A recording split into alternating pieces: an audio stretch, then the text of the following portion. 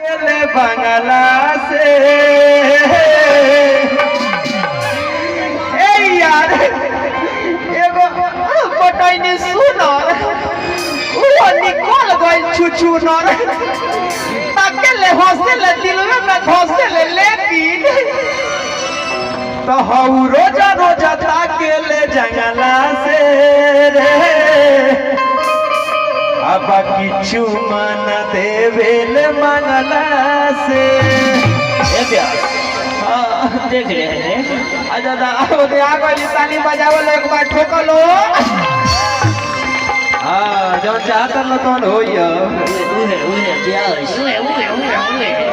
सच्चाई ना सोलेन सरपिया आकादू काथी दुन में धली के सरपिया अब भोरही से बानी रहुआ वही लाठी कल हम कहतानी भोरही से बानी तो कहता वही लाठी को हम कहता लइका वही ये प्यास हां आंख मरता अरे भोरही से बानी रहुआ वही लाठी कल आ पीछावे पड़ला बानी लेके लोहा ई कल तनी सारा खीना सेंसर पिया ई गाना के ढेर लोग अश्लील कहता तो एक मतलब हम बताते हैं आपको क्या हुआ सटाई ना सेंसर पिया ढोड़ी में धली कैंसर पिया इसका मतलब सुनिए आप लोग क्या हुआ ओकर जब ढोड़ी में कैंसर धरेला हो नान धरेला गाना इंटरटेन खातिर बनावल बा लेकिन मतलब हम बता रहे हैं क्यों गाए हैं ओकर जन मरद बा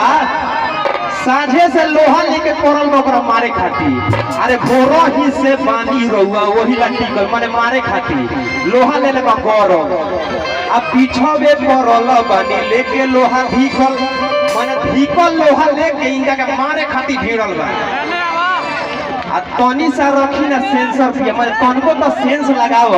आ सटाई ना सलेंसर माने उ सलेंसर जब ले ले हाथवा में वही है में सटा देलस तब तो हो गई ध लेलस कोई इन्फेक्शन धली मतलब उहे बा लेकिन सारा लोग के दिमाग कहां जाता हुआ कुछ और के सलेंसर बुझाता लो हम जानता नहीं आए अरे वो चल आई यू कम बैक टू हिम ताली बजा दीजिए एक बार जोरदार इन लोगों के लिए वाह क्या बात है हल्ला करके अगर पीछे उन लोगों को नहीं दिखाई दे रहा है तो आगे वाले भाई आप लोग बैठ जाइए लोग प्लीज आराम से शांति बना कर रखिए लो रात भर अपने थी बात होत रही अरे रे छोड़ी जब